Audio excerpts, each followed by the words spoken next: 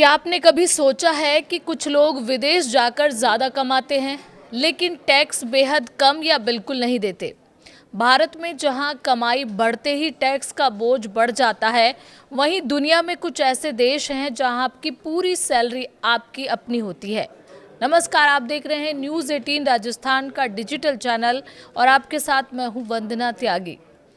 भारत का आम बजट 1 फरवरी को आने वाला है, लेकिन उससे पहले लोगों को बड़ी उम्मीदें हैं। हर वर्ग सरकार से अपने लिए कुछ ना कुछ चाहता है। अब बजट में क्या होगा वो तो 1 फरवरी को ही पता चलेगा, लेकिन आज इस वीडियो को देखने के बाद आप तय कर सकते हैं कि टैक्स किस देश में जाकर बचाया जा सकता है। जी हाँ, आज के इस एक्सप्लेनर में हम जानेंगे उन देशों को जहां इनकम टैक्स नहीं लगता या बेहद कम लगता है। अब सवाल ये कि ये देश ऐसा कैसे करते हैं और भारतीयों के लिए इसका क्या मतलब है। सबसे पहले समझते हैं टैक्स फ्री देश का मतलब क्या है। ऐसे देश जहां सरकार आपकी पर्सनल इनकम पर टैक्स नहीं लेती। सैलरी पर 0% इनकम टैक्स होता है, लेकिन ध्यान रखिए टैक्स फ्री का मतलब ये नहीं कि वहां कोई टैक्स ही नहीं होता। अक्सर वहां वैट, सर्विस फीस या लाइसेंस चार्ज होते हैं। आइए अब आपको बताते हैं कि कौन कौन से देश टैक्स फ्री हैं। उसमें सबसे पहला नाम है यूएई। यहाँ सैलरी पर 0% टैक्स लगता है, इसलिए सबसे ज़्यादा भारतीय यही काम करते हैं। सरकार तेल, टूरिज्म और बिजनेस से कमाई करती है। दूसरा नाम है कतर का। दुबई की तरह कतर को भी कर अनुकूल क्षेत्र माना जाता है, क्योंकि यहाँ ज़्यादातर व्यवसायों पर व्यक्तिगत आयकर और कॉर्पोरेट कर नहीं लगता।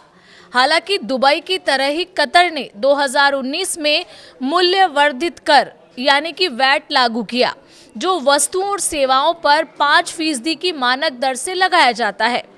कुछ उद्योगों और गतिविधियों पर विशिष्ट कर या शुल्क लग सकते हैं। इन देशों की अर्थव्यवस्था तेल और गैस पर आधारित है, जिससे सरकारों को पर्याप्त राजस्व मिल जाता है। और इस फहरिस्त में तीसरा नाम है सऊदी अरब का। सऊदी अरब भी टैक्स फ्री सैलरी देने वाले देशों में शामिल है। यहाँ आम लोगों की कमाई पर कोई इनकम टैक्स नहीं लगता। तेल आधारित अर्थव्यवस्था होने के कारण सरकार को राजस्व की कमाई नहीं होती। यही वजह है कि सऊदी अरब में बड़ी संख्या में भारतीय कामगार अलग अलग क्षेत्र में रोजगार पा रहे हैं और सालों से यहाँ रहकर काम कर रहे हैं।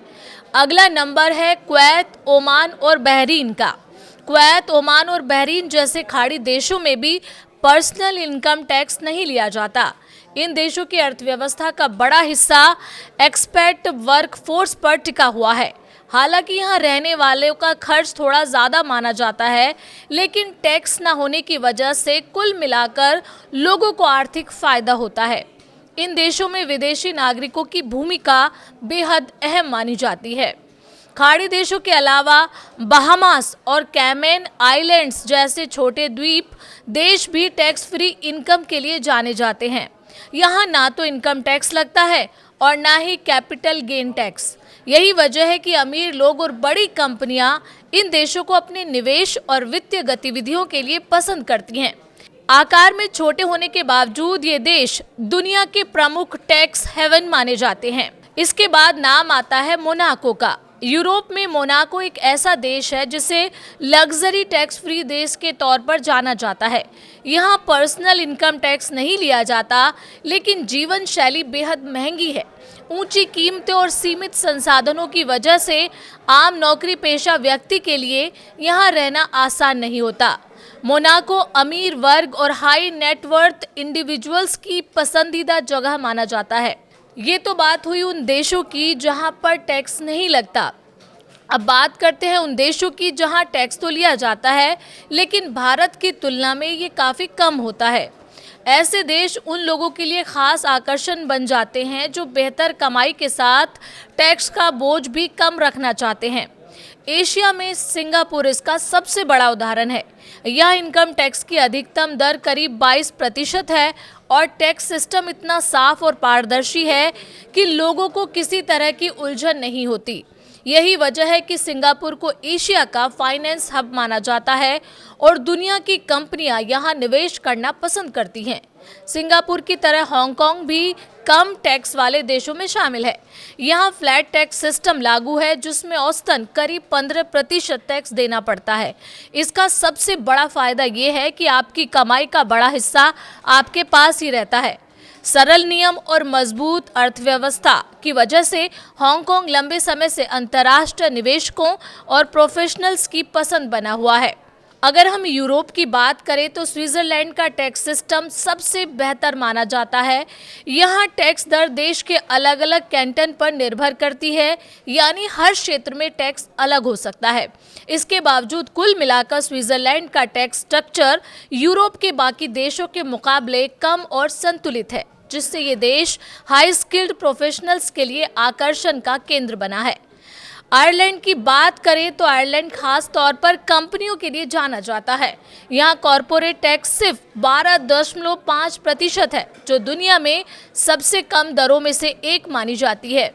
इसी वजह से गूगल, फेसबुक और एप्पल जैसी बड़ी टेक कंपनियों ने अपने यूरोपीय हेडक्वार्टर आयरलैंड में स्थापित किए हैं। कम टैक्स और बिजनेस फ्रेंडली माहौल ने आयरलैंड को ग्लोबल टेक हब बना दिया है। इसके बाद नाम आता है एस्टोनिया का। कम टैक्स वाले देशों में एस्टोनिया का मॉडल सबसे अलग है। यहाँ तब तक टैक्स नहीं लिया जाता जब तक कंपनी मुनाफा बाहर नहीं निकालती, यानी अगर कमाई को बिजनेस में ही दोबारा निवेश किया जा रहा है तो उस पर टैक्स नहीं देना पड़ता। यही वजह है कि एस्टोनिया को स्टार्टअप्स के लिए स्वर्ग कहा जाता है और नई कंपनियां यहाँ तेजी से उभर रही हैं। और सबसे अहम सवाल ये कि इन सब का भारतीयों के लिए क्या मतलब है। अगर कोई भारतीय विदेश में काम करता है और भारत का रेजिडेंट नहीं रहता, यानी एनआरआई बन जाता है, तो उसके लिए भारत में टैक्स के नियम बदल जाते हैं। लेकिन ये प्रक्रिया जितनी आकर्षक दिखती है उतनी ही संवेदनशील भी होती है। भारत के रेजिडेंसी नियम दोहरे टैक्स से बचने के लिए बने समझौते यानी डीटीए और विदेशी आय की सही घोषणा बेहद ज़रूरी होती है। जरा सी गलती या गलत प्लानिंग आपको कानूनी मुश्किलों में डाल सकती है।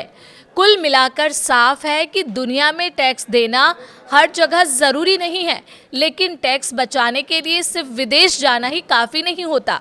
सही देश चुनना, वहाँ के नियम समझना और पूरी टैक्स प्लानिंग करना सबसे अहम कदम है। अगर आप नौकरी, बिजनेस या विदेश शिफ्ट होने की सोच रही हैं, तो टैक्स सिस्टम को समझना आपकी योजना की पहली और सबसे ज़रूरी शुरुआत होनी चाहिए। उम्मीद करते हैं आपको हमारी ये जानकारी पसंद आई होगी और आपने तय कर लिया होगा कि आप किस देश में जाकर नौकरी करेंगे। अगर आपने तय कर लिया है तो कमेंट करके ज़रूर बताएं।